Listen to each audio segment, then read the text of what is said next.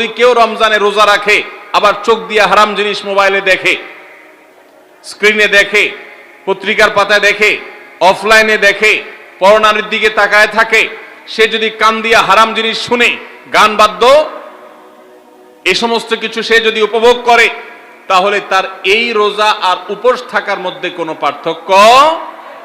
মনে রাখবেন, রোজা শুধু পেটের হয় না, রোজা চোখের হয়, রোজা কানের হয়, রোজা হাতের হয়, রোজা মুখের হয়, রোজা শরীরের প্রত্যেকটা অঙ্গ প্রত্যঙ্গের হয়। একজন মানুষ যখন তার পুরো শরীরের রোজা করে, সে যখন সকল অঙ্গ প্রত্যঙ্গ দিয়ে আল্লাহর আনুগত্য করে, আল্লাহর নাফরমানি থেকে বেরিয়ে আসে, তখন সে সত্যিকারের রোজাদার হয়। আর যে শুধুমাত্র দিনের বেলায় পানাহার বর্জন করে, যৌনাচার বর্জন করে, আর সমস্ত পাপাচার অপকর্ম সে যথারীতি অন্য সময়ের মতো রমজান মাসেও করে, এই রোজাদার পেটের রোজা রেখেছে কিন্তু তার শরীরের অন্য অন্য অঙ্গ প্রত্যঙ্গগুলো আল্লাহর কথা শুনে নাই, সো সেগুলো কিন্তু রোজা রাখে নাই। এই রোজা আল্লাহর কাছে মাকবুল এবং গ্রহণযোগ্য রোজা হতে পারে না।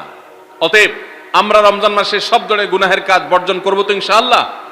প্রিয় ভাইরা আমার, রোজা কিন্তু আমাদের সাথে কথা বলে। রোজার ভাষা আমরা অনেকে জানি না, কি বলে সেটা অনেকে বুঝি না, কিন্তু রোজা আমাদের সাথে কথা বলে। কি কথা? সিয়াম শব্দের অর্থ, আমরা যেটাকে রোজা বলছি সেটা কোরআনের ভাষায় বলা হয় সিয়াম, হাদিসে বলা হয়েছে সেটাকে সওম বা সিয়াম।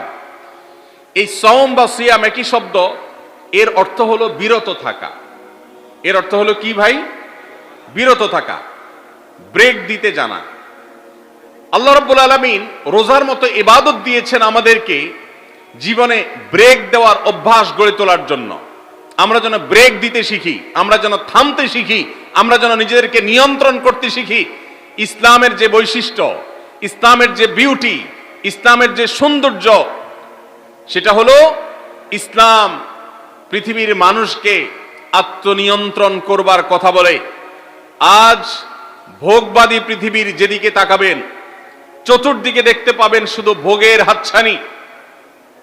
দুনিয়াটা মস্ত বড়, খাও দাও আর ফুর্তি করো, শুধুমাত্র ফুর্তি ফুর্তি এবং ফুর্তি, ভোগ এবং ভোগ এবং ভোগ। গোটা পৃথিবী আপনাকে ভোগের কথা বলবে, ত্যাগের কথা বলবে না। ইসলাম আপনাকে ত্যাগের কথা বলে। আপনি ঈদ উদযাপন করবেন, ঈদ উল ফিতর, সেখানে পর্যন্ত ইসলাম বলে আগে গরিবের বাসায় ফিতরা পৌঁছাবে, তারপর তুমি ঈদগাহে যাবে, ঈদের আনন্দ করবে। আপনি কোরবানির ঈদে পশু জবাই করে গোশত খাবেন, উৎসব করবেন। ইসলাম বলে ভালো কথা, তুমি উৎসব করবে, তোমাকে উৎসব করতেই দেওয়া হয়েছে, কিন্তু আগে গরিবের বাসায়ও গোশত পাঠাবে ঈদের, সেটা নিশ্চিত করবে। তার পাশাপাশি